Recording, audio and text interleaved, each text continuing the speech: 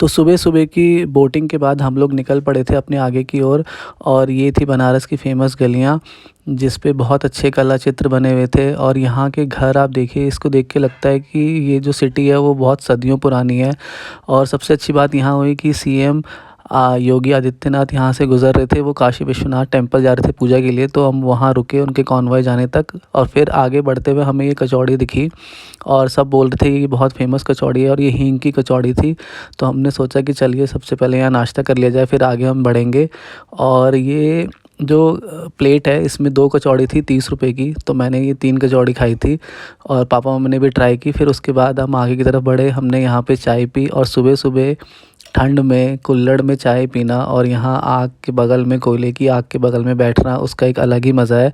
और बनारस में तो चाय मतलब बहुत ज़्यादा फ़ेमस है, हर जगह गली नुक्कड़ पे, चौराहे पे आपको लोग मिल जाएंगे चाय पीते हुए। यहाँ पापा मम्मी चाय पी रहे थे और फिर उसके बाद हम लोग बढ़ चले आगे की ओर।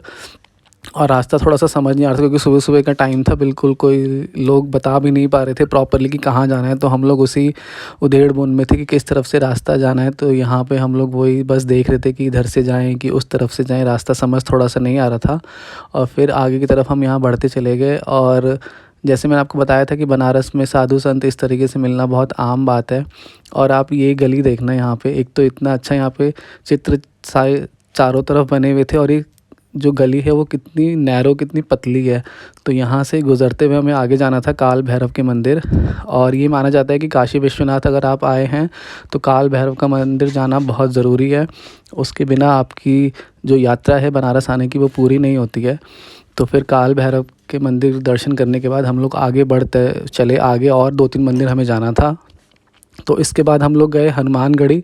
तो यहाँ पे भी जो कैमरा है वो अंदर अलाउड नहीं है, तो जहाँ तक मैं कैमरा ले जा सकता था मैं वहाँ तक ले जा रहा था। तो ये उसका कॉरिडोर है, यहाँ से पास होते हुए हम लोग आगे की तरफ बढ़ते हैं।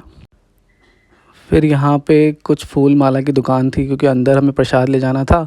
तो यहाँ पे पापा मैंने रुक के यहाँ पे प्रसाद लिया। यहाँ पे कुछ ये एक माला थी जो तुलसी की, जो हनुमान जी को चढ़ाई जाती है। उसके बाद हम आगे की तरफ बढ़े और फिर हम वहाँ अंदर में रिकॉर्ड नहीं कर सकता था क्योंकि वहाँ अलाउड नहीं था फ़ोन। फिर उसके बाद हम यहाँ दूसरे मंदिर आए, ये कोई साउथ इंडियन मंदिर था।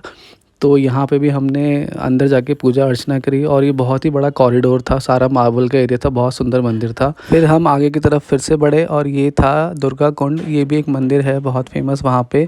तो ये सब मंदिर साथ-साथ में ही थे। तो यहाँ से हमने प्रवेश किया यहाँ पर और अंदर पूजा अर्चना करी। अगेन यहाँ पे ज़्यादा फ़ोटो हम खींच नहीं सकते थे, बाहर ही फ़ोन जमा हो जाते थे। और देख सकते हैं ये था दुर्गा कुंड। तो यहाँ पे भी अंदर जाना अलाउड नहीं था, तो दूर से हमने फ़ोटो क्लिक करी। और फिर उसके बाद हमने लंच में यहाँ पे साउथ इंडियन लंच किया, जो यहाँ पे हमें एक ठेला सा दिखा, बहुत ही बढ़िया सा मतलब लग रहा था खाने में। तो यहाँ पे हमने वो ट्राई किया और इसके बाद शाम को हम फिर से जाएंगे दशामेश्वर घाट, शाम को आरती एक बार देखने के लिए। तो उसका व्लॉग नेक्स्ट आएगा।